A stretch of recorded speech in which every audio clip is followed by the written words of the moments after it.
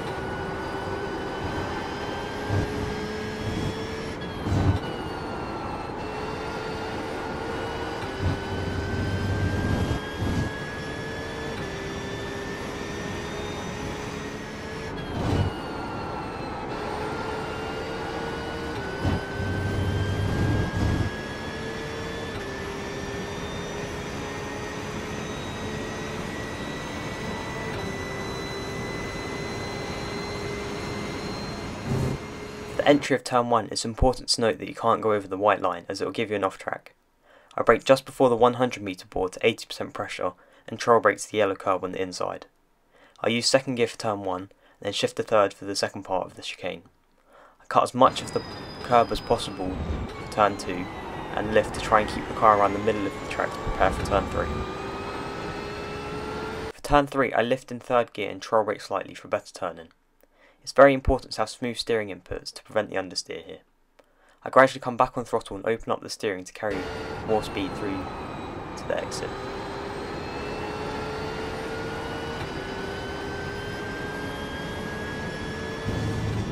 Here you can use the curb on the entry. I brake just before the bridge and use second gear here. I turn in just before the end of the curb and trail off the brake very quickly.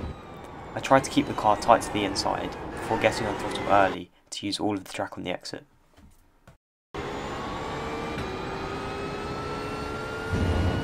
There aren't many good braking points for this next left-hander.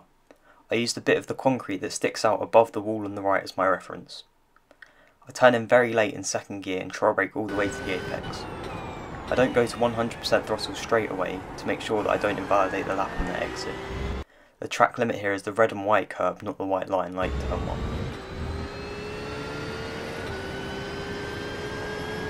Here I brake just before the start of the curb and use third gear. My peak brake pressure is around 80% and I trail off very quickly.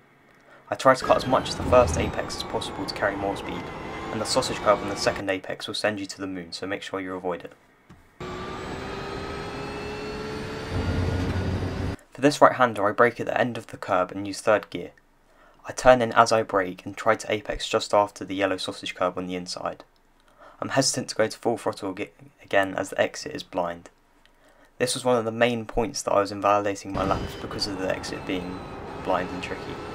The track limit here is the red and white curb.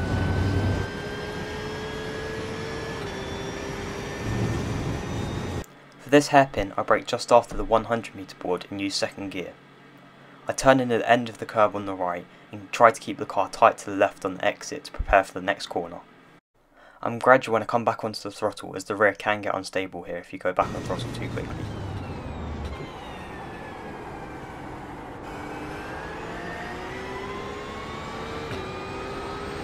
Here I brake at the curb on the left and troll brake to the apex. I use second gear and gradually come back on throttle at the yellow curb on the inside. The track limit on exit is the gravel. The car tends to understeer a lot through here, so make sure you get the car turned in before you begin to come back on throttle.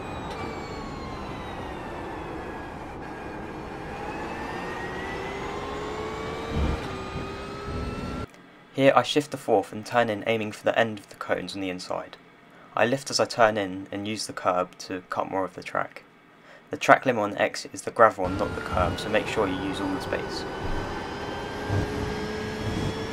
For the final corner I brake at the yellow sausage curb and shift to third gear. You don't want to take too much of the inside curb here, and you can get back on throttle very early as the exit is wide. The track limit once again is the gravel on the outside.